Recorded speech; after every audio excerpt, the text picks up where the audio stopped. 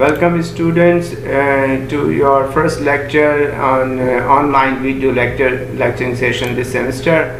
I will be teaching you refrigeration and air conditioning ME403 for third year mechanical engineering batch 2017 and 18. The prerequisite for the course is thermodynamics and fluid mechanics 1.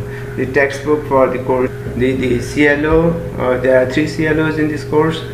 In fact it's 4, but the 4th one was for practicing of the basic thermodynamic concept for refrigeration cycles, and then psychometric calculations and cooling load estimations is CLO2, and CLO3 is the air conditioning systems types and applications, and the air distribution systems or duct design, etc. So there is further details of CLO1s are here. Refrigeration cycle, CLO1 is refrigeration cycle and types of refrigerants and application of refrigeration, and so those are the CLO1, CLO2, CLO3. So refrigeration by definition is the process of removing heat from a lower temperature region to a higher temperature region. So as you know, the heat always travels from high temperature to low temperature, but in refrigeration the reverse happens, because this is based on the reversed Carnot cycle with air conditioning. So with reference to refrigeration, we have two different types of devices. We call it refrigerators and heat pumps. Basically they are the same device, but their objectives are different. As you can see in this figure here, a refrigerator or a vapor compression refrigeration cycle is basically consisting of 4 devices, starting from a compressor, a condenser, an expansion valve, and an evaporator, and expansion valve, and then we have liquid in the condenser and the expansion valve, and we have vapor in the evaporator and the compressor. So it's a two-phase system. We also call it's a two pressure system, one high pressure, one low pressure. So high pressure is in the condenser and low pressure is in the evaporator. The pressure range is like in the condenser it will be somewhere around 800 kilopascal to 1000 kilopascal, whereas in the evaporator it will be somewhere around 120 kilopascal, 100 to 120 kilopascal. So as you can see, the evaporator, the low side pressure, and the condenser, the high side pressure, the difference is about 10 times. They are different from each other. So in the refrigerant that we are normally using here is R134, and the other ones are R22, normally, or R11 are the different types of refrigerant that we use in a refrigerator or a heat pump. The objective of a refrigerator is to keep a cooler place colder, and the objective of a heat pump is to keep a warmer place warmer. So they are different in their objective, but they are basically the same equipment. For example, if you have a refrigerator, then the freezer box temperature is somewhere around -15 to -25 degrees centigrade, whereas the kitchen atmosphere where the refrigerator is placed is about 30 degrees centigrade. So what the refrigerator cycle is doing is it is absorbing the heat from the freezer box and throwing it into the kitchen atmosphere, which is at a high temperature. So it is moving heat from low temperature to high temperature. So in case of a heat pump, the example for the heat pump is that of a heated room in a winter season, when the weather outside is 0 degree or negative temperature outside, like -10 degree maybe, and inside your room you want to be comfortable, so your temperature inside the room is 22 degrees centigrade. So what we are doing, that we are extracting heat from the outside winter condition and transferring it to the inside of the room.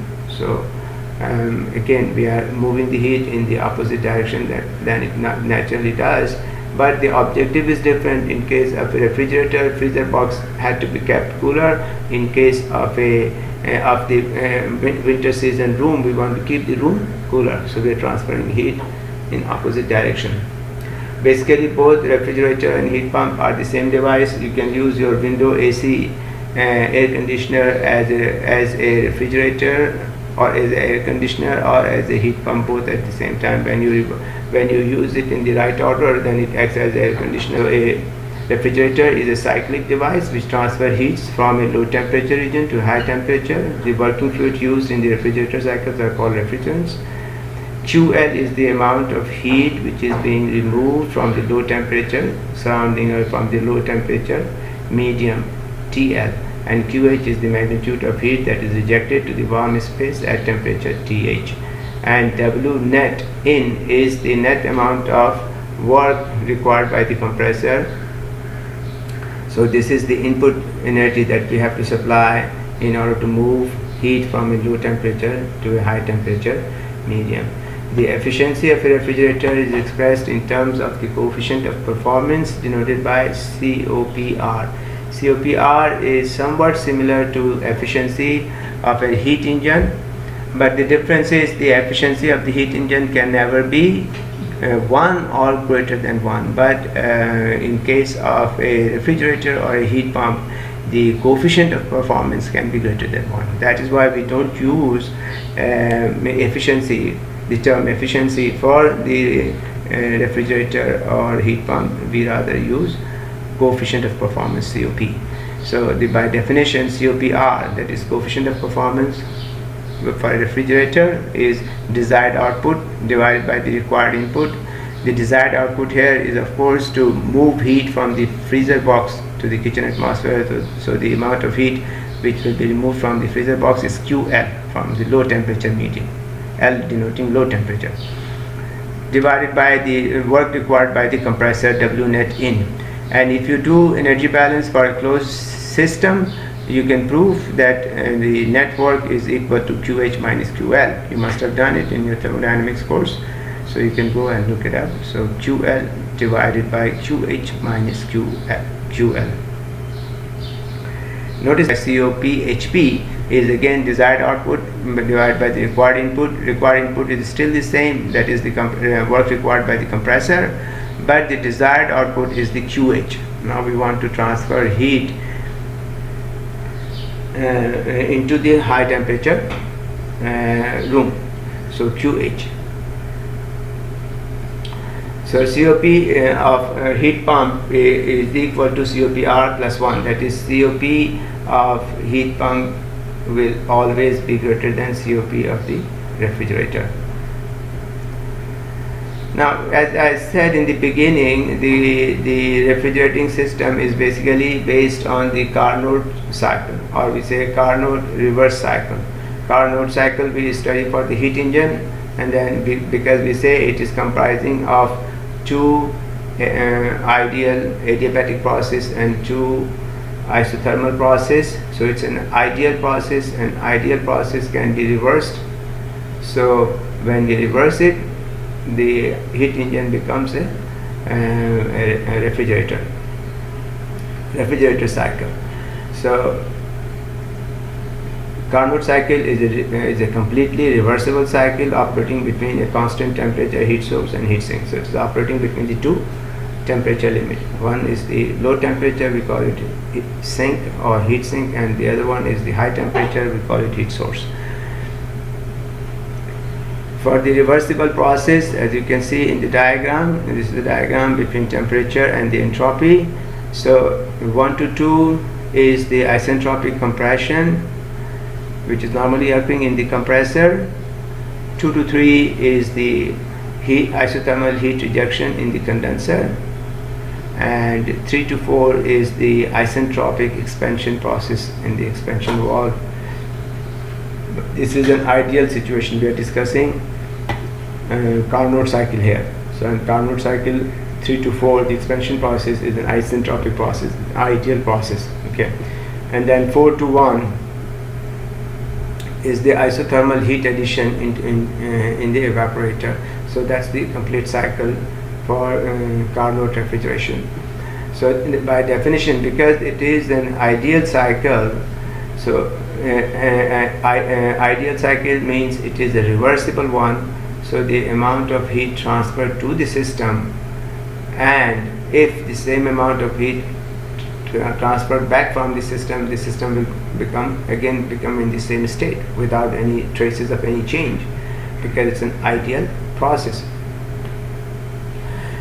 Because of that, we consider that the heat transfer to the system and heat transfer out of the system, the ratio of the two heat transfer should be equal to the ratio of the absolute temperature when we are transferring the heat and when we are rejecting the heat from it. So that because of that reason, we say we can replace what was in COP, that what we had used Q, that is the amount of heat transferred by temperature T. So COP R Carnot will be equal to TL divided by TH minus TL, and COP HP Carnot will be TH divided by TH minus TL. So the denominator is same, just the numerator is changing depending on whether it is a COP R or COP HP. These are the best COP can be achieved by the Carnot cycle only, Carnot refrigeration cycle only. All actual refrigerators and heat pumps operating between these temperature limits have lower coefficients of performance, and the reason is obvious, because here we are considering all the processes to be ideal processes, so they can move forward and come backward without leaving any traces on the system. But the same is not true in our actual cases. In actual cases, when we move forward from one state to another state, and when we come back, the state doesn't come back exactly at the same state as it was before. There will be some traces left. So in that case, there will be some losses in the actual cases as compared to the ideal case. So that's why we say the Carnot efficiency, the Carnot COP will always be higher than the actual one. High COP, our two temperature limit, one is the cold room, one is the atmosphere, 253.15 and 303. These are the two temperature limits that we want to operate. But in order to have a heat transfer, we need a temperature difference. So we have to go slightly higher on the high temperature side and slightly lower on the low temperature side, so that we can have a heat transfer. Otherwise there will be no heat transfer, and then but that is also restricted by equipment size and cost. As I have been explaining to you in your thermodynamics course, if in case of, if you look up the actual Carnot cycle here, the heat transfer in the condenser or heat transfer in the evaporator, they are at the constant temperature. The line is horizontal here at the same temperature. As we know it, for heat to transfer from one state to the other state, from one point to the other state, there is a temperature difference required. Otherwise there will be no heat transfer. But ideally it can be. In actual case it cannot be done. In ideal situation, does it really happen? As I have been giving you examples of condensation and evaporation occurring in the atmosphere, in the nature. So when you place a pot of water in a room, the temperature of the water in the pot and the temperature of the air in the room will be the same. But after some time you see that the pot has emptied, all of its water has evaporated, while the temperature remains same. So there is a condensation process going on at the same temperature. Similarly, reverse, you can think of it in the morning when you see dew formation on the leaves and on the plants, etc., on the surfaces. But the temperature basically of the surface and the air surrounding it is about the same. This can happen only when the surfaces are very, very large. In our case, in case of a refrigerator machine, we cannot have such a large surface. So we need a temperature difference. That is the reason for having a delta T. Carnot efficiency, Carnot cycle performance by using a gas refrigerator or gas as the medium in our refrigerator, and a vapor as the medium as a refrigerant in our refrigerator cycle. So when we use the gas, As you can see here, the two temperature limits are cold room temperature and the atmosphere.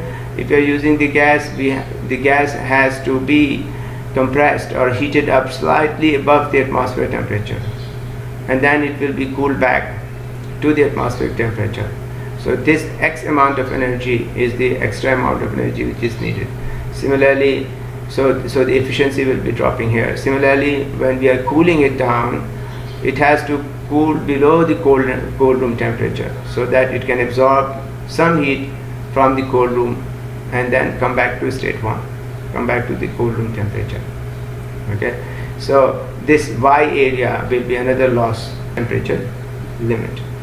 So in case of a gas also, if we use a gas as a refrigerant, we cannot achieve Carnot efficiency. It will be slightly lower than that. It will be lower than the Carnot COP. If we use a vapor, so in this diagram, as you can see, this is the temperature entropy diagram. So 1 to 2 is the compression process. In the compressor, 2 to 3 is the condensation process in the condenser at a higher pressure, and 3 to 4 is the expansion process in the expansion valve or in a turbine. You can say that when you're expanding, you can expand it through a turbine, and 4 to 1 is the heat addition process into the in the evaporator. So here I would like you to pay attention on this 1 to 2 process. This is a mixture state. State 1 is a mixture state.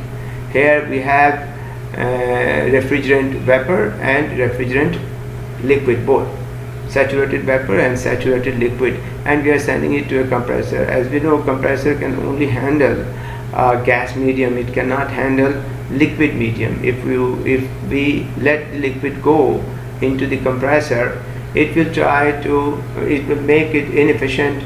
It will try to erode the compressor parts. It will remove the lubricant from the surfaces of the piston and it will become more rough, and more heat will be transferred, so it will be damaging your compressor. So it's not a good idea to send a mixture into the compressor. So that is one of the problem in this vapor refrigerant system. And the other one is when condenser probably is okay when it can condense saturated vapor to the saturated liquid, but when the saturated liquid is expanded into the evaporator, so during this expansion process we can think of why not place some kind of expansion device that can extract some work out of it, like you have the steam engine. Similarly, we can put some kind of turbine system here, so that can extract the work from this high pressure liquid which is coming down to the low pressure vapor. But the construction and fabrication of such a turbine is more costlier than the energy we will save. So because of that, we don't use a turbine here, rather we use a simple expansion valve and does not care about the energy that we are losing here. So that's why this is not an isentropic process, this is an isenthalpic process. It doesn't, in actual case right here it is showing as an isentropic process, but in actual scenario, in actual device, it cannot be an isentropic process.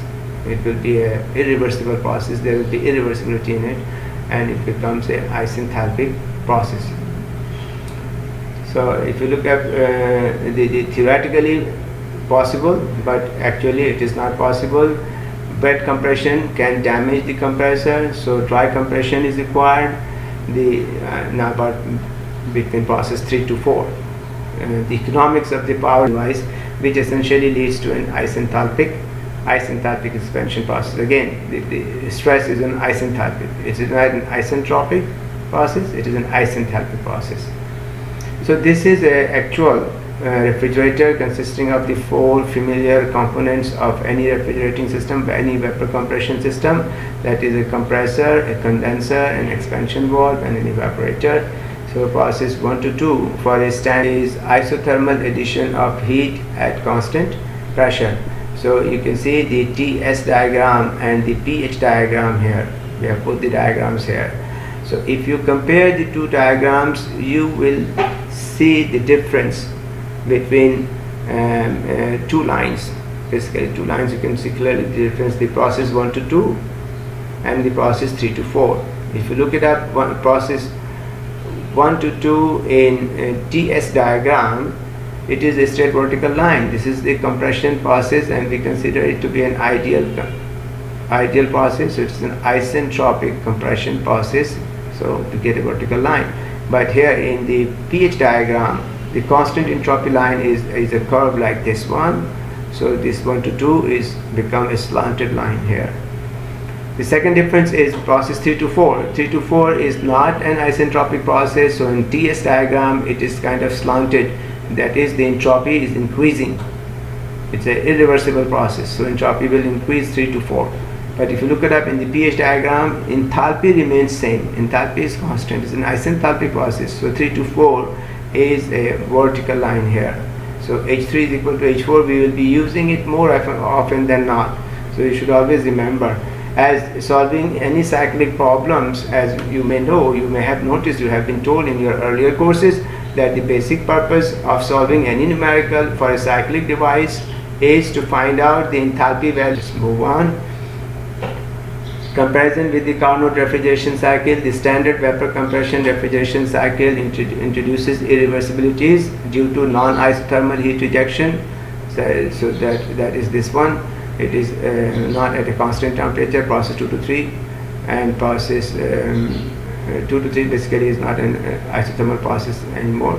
In ideal it was isothermal, in Carnot cycle it's an isothermal process, but in actual this is not an isothermal process.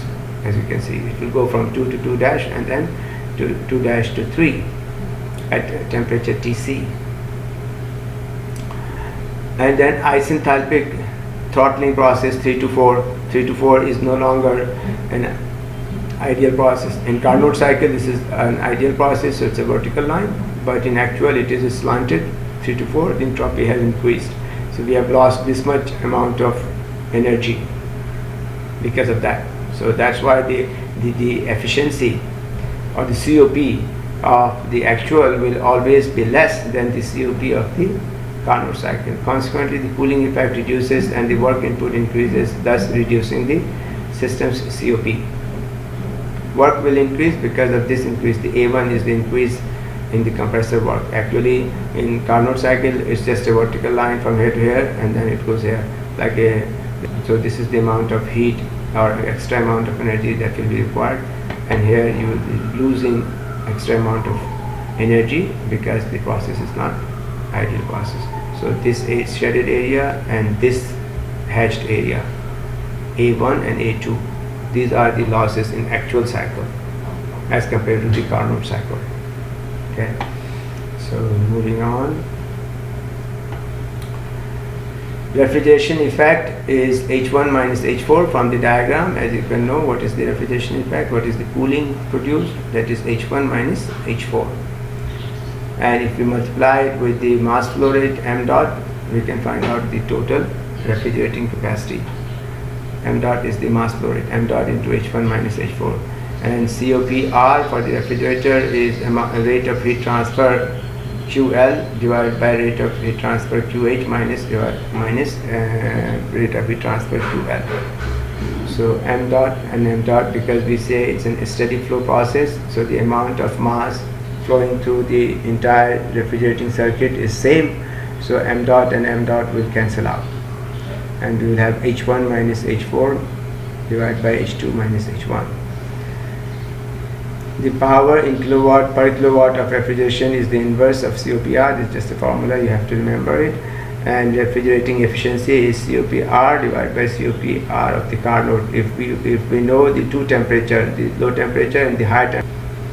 Relevant refrigerant properties are available in either in the tabulated form or the graphical form. We have provided you with figure and tables and booklet on your drive, so you should look into that. There you will find all the refrigeration properties available either in tabulated or graphical form. Refer to tables and figures in Excel. So you should look at that in Excel. It is there for you to look between pressure and enthalpy diagram, and it is showing different properties constant line.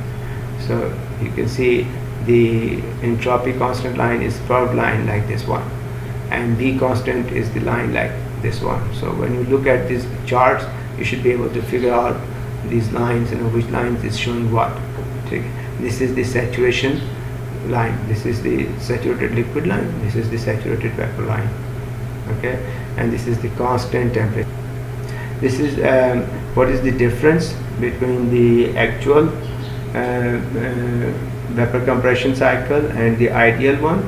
So as you can see, actual one is so the ideal one is starting.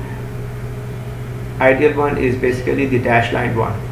Dash one is the ideal cycle. Okay, so it starts from the saturated vapor line and goes to the superheated region, and then the refrigerant will be cooled down and become saturated vapor line, and then it will expand.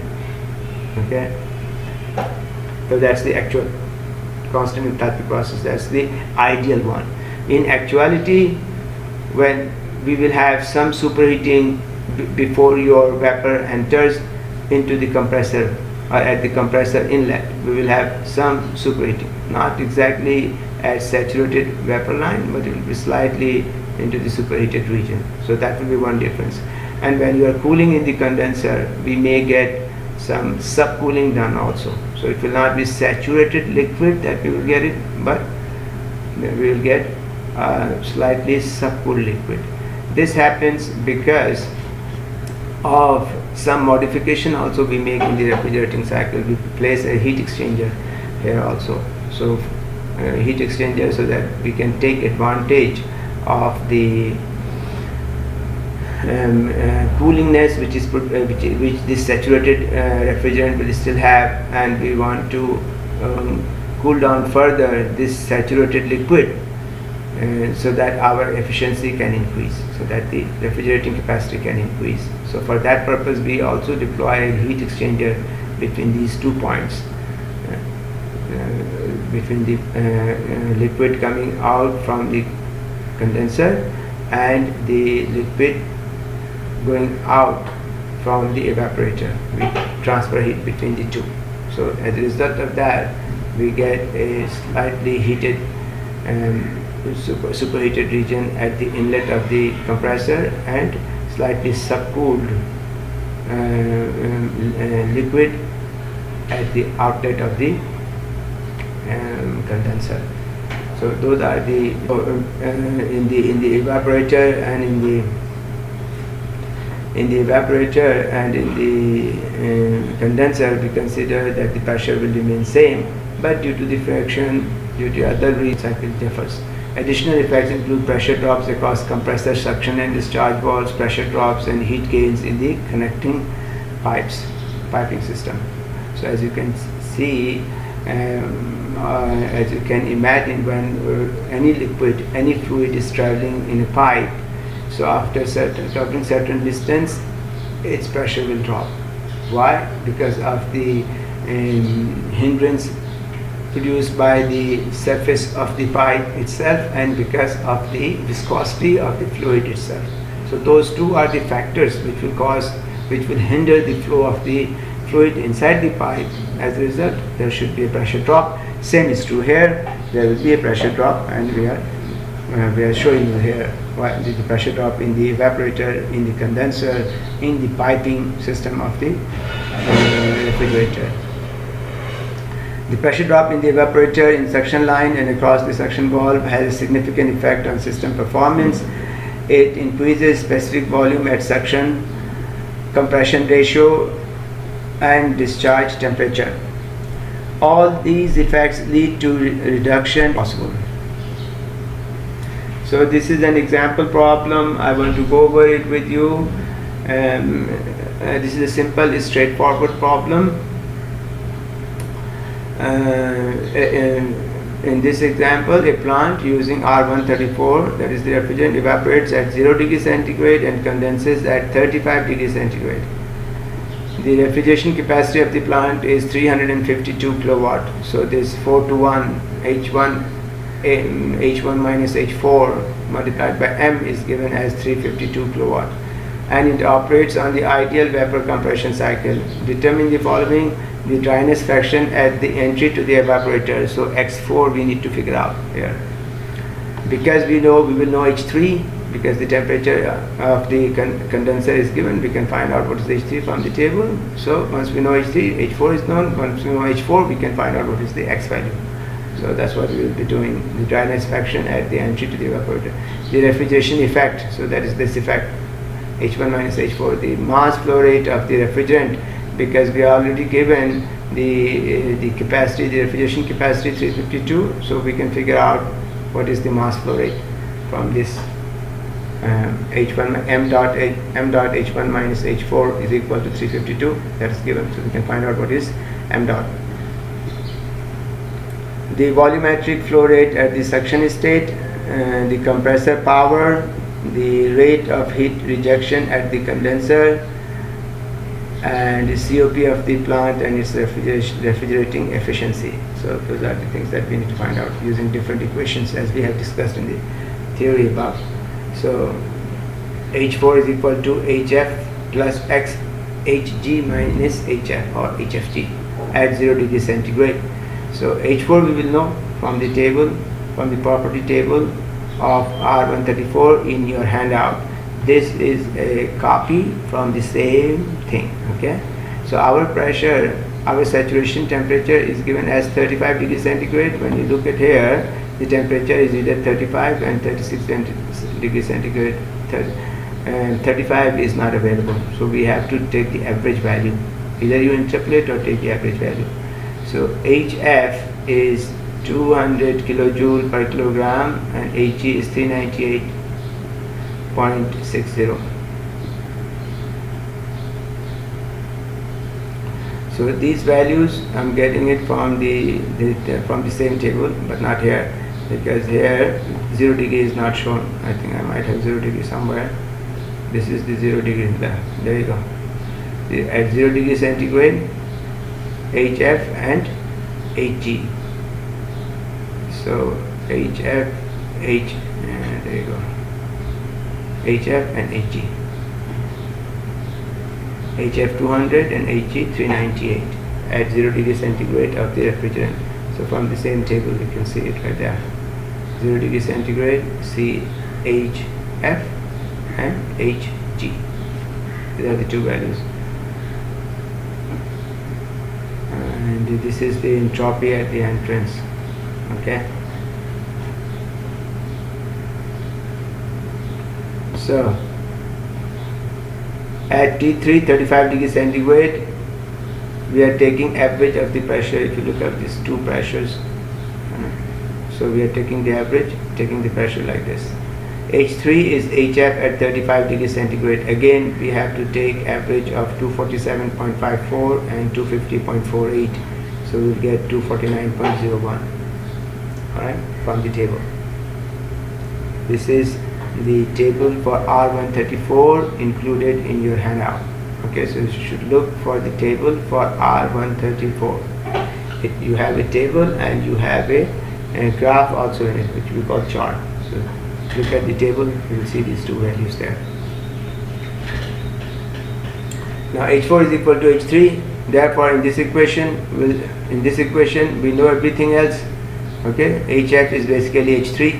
Okay, so we will replace all those values and we will find out what is H3 is HF at 35 degrees centigrade. That's what it is.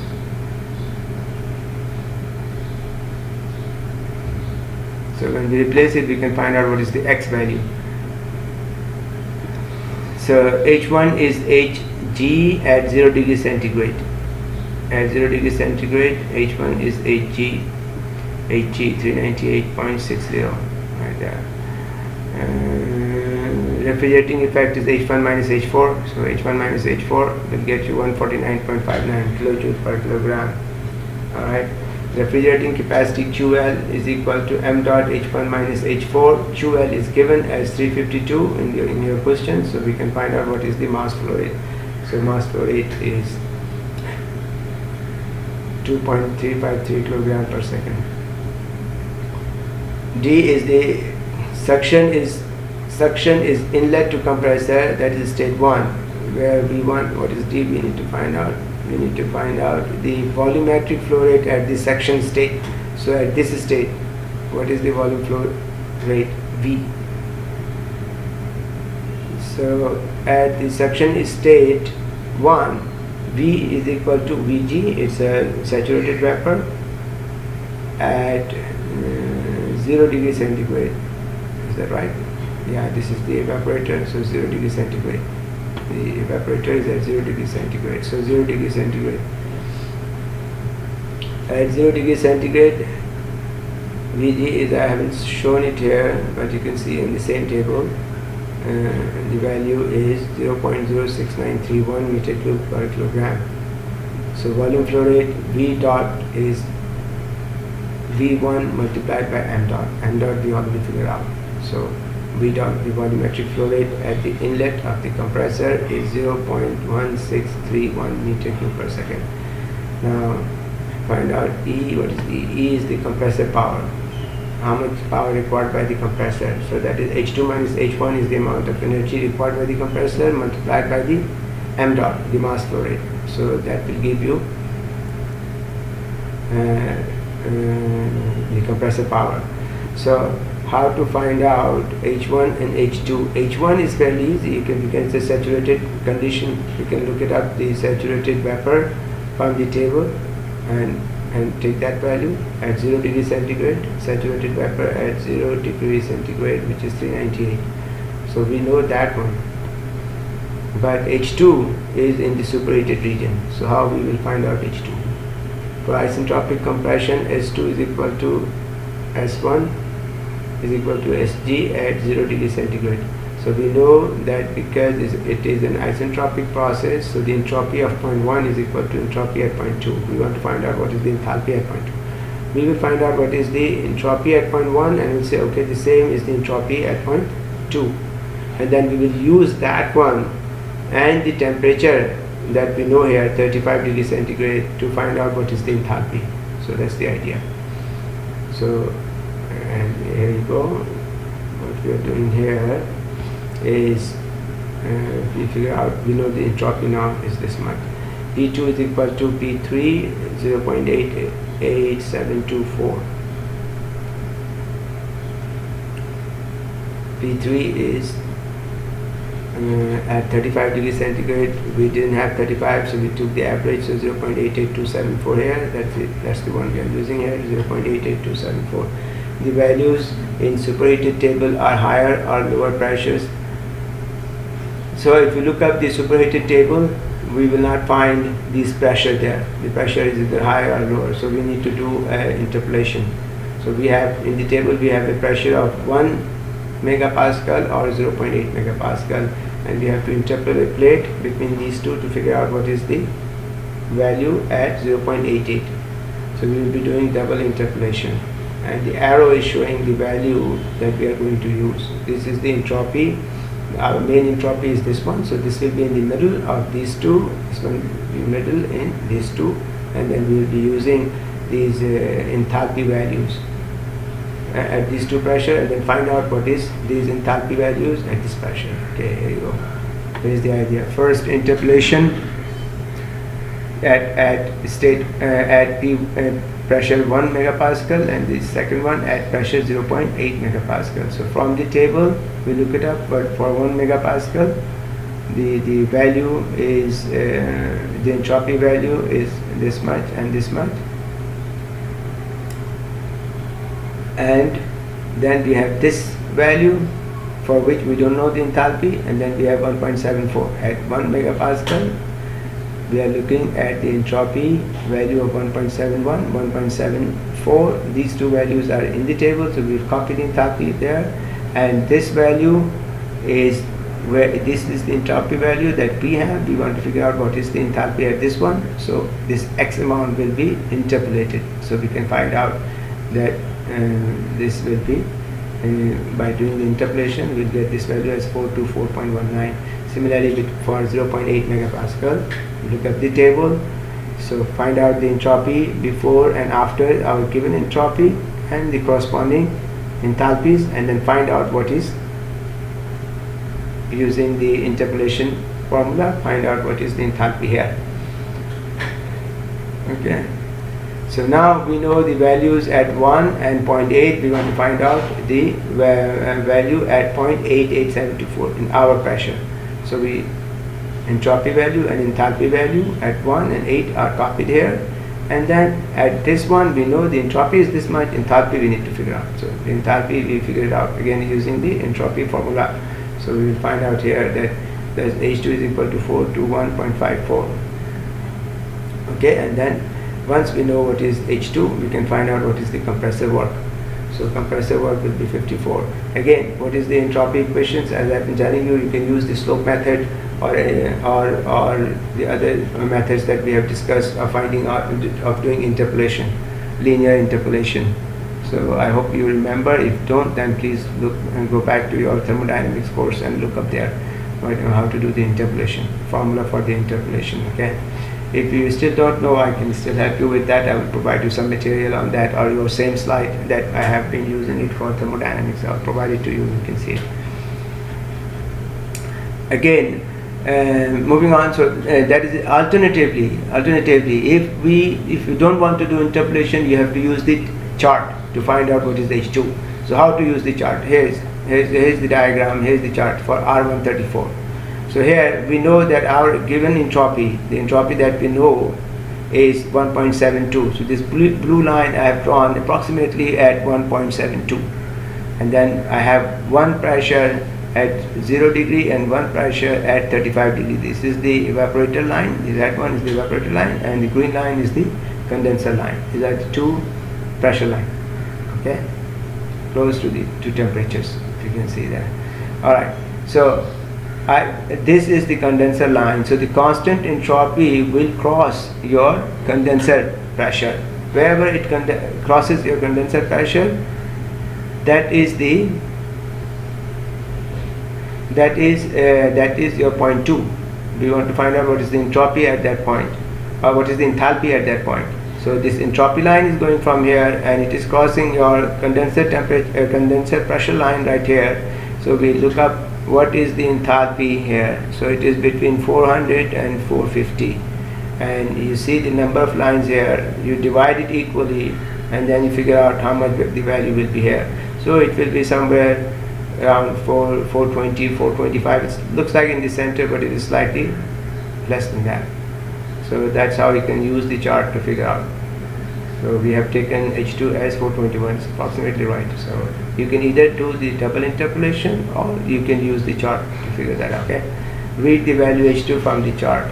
QH is the amount of heat ejected in the condenser, which is H2 minus H3 multiplied by the mass flow rate is 406. COPR, QL divided by WC, it is 6.52, and COPR for the Carnot is TH minus TL. We know the condenser temperature, we know the evaporator temperature, absolute temperature we use. So 0 degree was the temperature of the evaporator, and 35 for the condenser, but plus 273, add 273 to it, so we will get 7.80. So as you can compare the two COPs, the COPR is 6.52 and COPR Carnot is 7.8, so it should be like that. The Carnot efficient COP should be higher than the actual one, so it is. So our calculation is correct. The refrigeration efficiency is simply the ratio of the COPR and the COPR Carnot, which is 83.6%. I hope you understand. If there is any question and queries, you can write it down. We have the slide number here and everything, so you can ask me on this slide number, and this is the question. So I will try to explain you on our live session, or through the email, or I probably am going to use the WhatsApp also, so on the WhatsApp. Thank you very much. We will see you again in the next lecture. Assalamu alaikum.